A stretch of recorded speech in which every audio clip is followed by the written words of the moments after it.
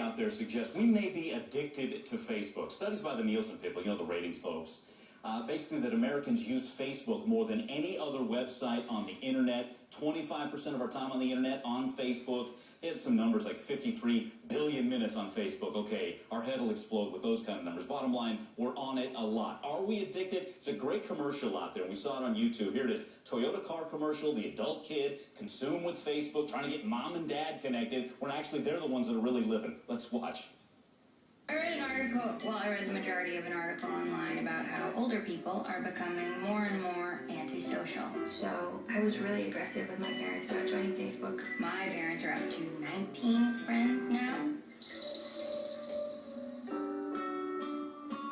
I have 687 friends. This is living.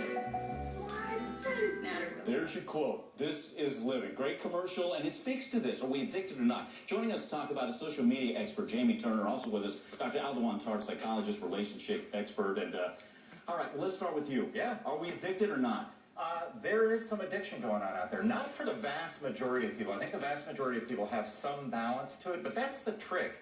The real issue is having balance. It's just like eating or being addicted to anything. If you have balance in what you're doing, then you're okay. But there are a lot of people who are spending way too much time on there and using it as a replacement for personal relationships. It shouldn't be a replacement. It should be an add-on. Absolutely. And that's, we're not here to berate Facebook or anything, but it's what Jamie's talking about. And Aldewan, I'm sure you'll agree. Balance, when it can overtake your life and your relationships. Tell us about that. When we're addicted, and let's hit the marriage relationship. Okay. Because we're hitting on it. I just pulled up a statistic. 81% of divorce lawyers used or faced evidence of Facebook as part of affair and a marriage going down the tubes. You're right. It's a new way. It's a new form of temptation that you didn't think you had to deal with. I mean, it's one thing to kind of control your actions at work, but to go home and see Miss California likes one of your comments, that's a whole other level of temptation. So is that personal experience? No. But when you talk about marriages, a lot of times when it used to be that if your significant other is not getting along with you, you had to work it out. But now I can turn to Facebook and I can have 800 friends that are willing to spend a lot of time with me and chat with me if you want. And it's not all Miss California, okay? That's the far example of temptation. But it could be that high school flame that pops up and goes, oh, it's me, Mildred. Fred, how are you? Right? I mean, are you hearing about that? Exactly. That's what goes on. In fact, you have to be really cautious about it because there's actually a tendency to overshare when you're on Facebook. And you're starting, because there's no person right there. So sometimes you'll go to the high school flame, like you're saying, and you'll say things that you really wouldn't even tell your best friend just because there's this digital divide. And when there's a digital divide, you might overshare when the person you should be really sharing with, as you mentioned, is your spouse. You're right, and there's certain things that you probably shouldn't know, like, your wife is going to be flirted with, but you don't know about it because she's at work and she's not going to come home and tell you.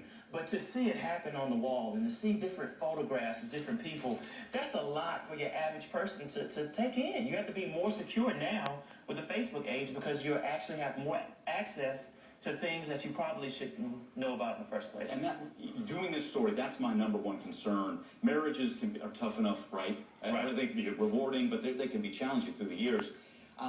You agree with that? And that, like you said, this is a new level of temptation. I mean, there are some things I think you should do. I'll throw one out there, a tip that I read in the past. Say nice things about your spouse on Facebook. Isn't that kind of a red light? I'll let you hit that first. Absolutely, but some people don't care. I mean, they'll see in a relationship and they still will say, okay, well, let me go in and see what can happen. It's worth a try. However, there's a positive to it. 1 in 6 marriages are now occurring on online dating. There are a lot of people that are meeting their spouses on Facebook. Just as long as they're not stolen spouses. Right. As long as they're available and single. So use it to your benefit. Yeah, all right. And part of that study, Jamie said that women 18 to 34, they're your biggest social networking users. Yeah. What do you make of that? They are the largest group right now. Not by much, though. And the fastest growing segment is actually 55 plus. So what's interesting is the older segment is the fastest growing. It's not the largest, but it's the fastest growing. So social media is really permeating society. It's changing our culture. And what we have to do is be careful that we don't overdo it in one way or the other. Real quick, clock's ticking on us. It allows you to be more popular. I mean, where else can you go and connect with hundreds of people? And back to Miss California. Back to women, right, or not.